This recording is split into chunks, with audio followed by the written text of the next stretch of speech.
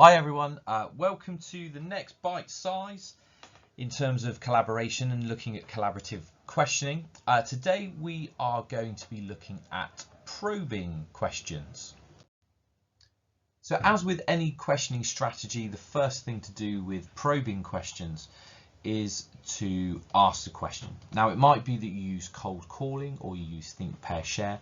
Whatever you're going to do, we get them to respond and give a response. Now from that response, we're going to follow up with some probing questions.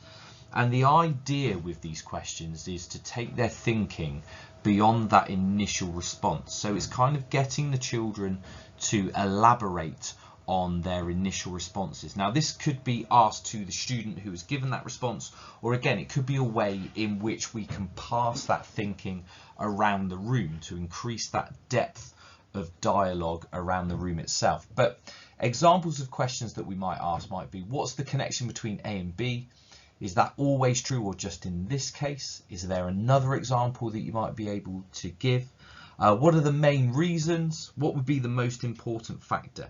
Anything that is allowing them to elaborate on the decisions that they've made and also the knowledge that they have displayed. From here then we're going to listen and probe further. So we're going to continue to explore their knowledge and understanding. So for example, it could be, what else could you add to explain the variation? Is there another way you can explain it? And then in what ways is it similar or different to a previous example? So again, just encouraging that greater depth of elaboration from the students. Here then, whichever way you've gone about it is your opportunity to then pass it on. So when you've kind of completed maybe 3 or 4 exchanges with a student, or if you've already picked on another student, repeat the process with somebody else. Make sure that you probe what they know, and also then get to a point where you understand the limits of their knowledge. Where have they got up to in terms of expanding their schema around any specific concept?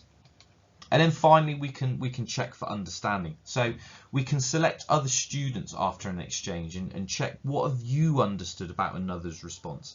Again, this is a way of just growing the thinking in a room and challenging someone else's thinking about somebody else's response. Ask if they agree. Ask if they disagree. What would they add, build upon, or challenge about the other person's responses? What decisions are we making about then the overall quality of the response that's being given? Essentially, this part of it makes sure that they all listen and that they all engage in the responses being given. As ever, hope that helps. And again, if any questions, please don't hesitate to get in touch, and good luck with it.